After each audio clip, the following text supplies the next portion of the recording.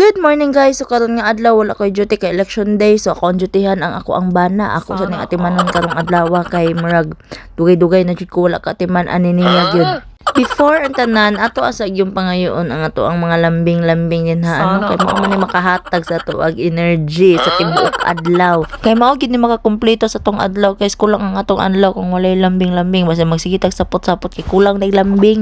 So mo to ni bangon ako sayo no kay na ako'y nalimtan nga wala day nako na post nga advisory sa mo ang clinic so nag-layout kog dali-dalian ang time bisag katugon pa gyud kayo ko pero naanad naman pud ta nga sayo ta mamata mao na okay lang nga ingon ani ato ang sitwasyon kada buntag. Nagingon-ingon pa ko nga dugay jud ko mabangon, dugay ko mamata kay wala koy duty. So nga naman gyud ni nga murag naanan naman gyud ato ang lawas nga mamatay gyud og sayo, mo bangon gyud og sayo kay dili pa lang mamahaw o dili pa lang mukaon okay ra gyud unta tulog tibok adlaw.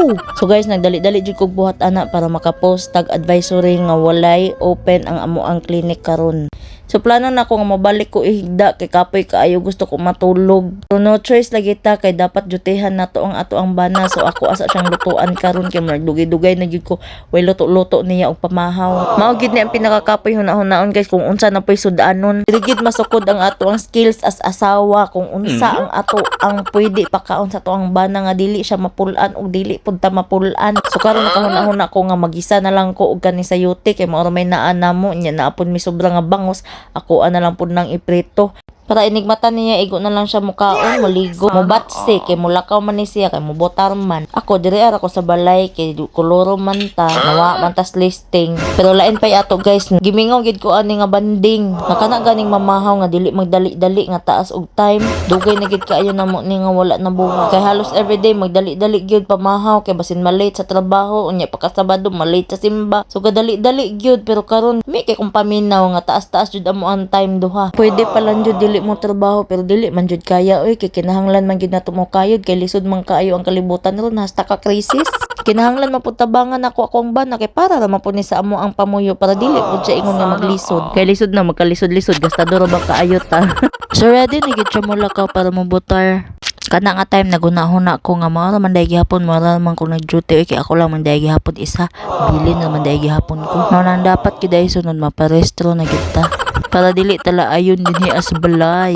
So ihan na nang gi-memorize kung kinsa ang iyang butaran kay para dili niya malimtan abot ito as a percent. Sana all. Mag-ana sa ta. Mag-ana sa ta kay basi na kay ana ang dito. Joy ko bitang. Bye day. Nakaw na be. Kim sulod nako. Kana nga time action nagig ko kalaay kay palakaw na siya. Wa tay mahimo kay pasagdan man nato atong katungdanan sa pagboto mao na tagam. Pero sunod maparegister na jud ko kay aside sa makavote ta, makamangan pagid ta. Pero thankful gihapon ko kay at least maka-relax ko karon nga adlaw. Kana ganing wala na jud tay laing huna-hunaon. Sa kalaay na ko nakahuna-huna kog laag may gani na nang hagad sa kuha sa matik laag dayon ta nang laag day may dinhi sa Victoria's Cafe. Chill chika-chika with my workmates. Talagsaon ra maong tilokon jud ang oras. Aw nagabian. Sa mao to gabiin na jud kay ko nakauli mga alas 9 na jud. Alas 10 di ay kanay narado na ang tindahan. Sa mao to ang ganap nako karong adlaw sulit ra kaayo ang amo ang pag-relax sa election day. So it's time to skincare na pero dili na nako i-upload video. Ikapoy na kaayo sakit ang mata sigat tubang cellphone. Bye. Thank you for watching.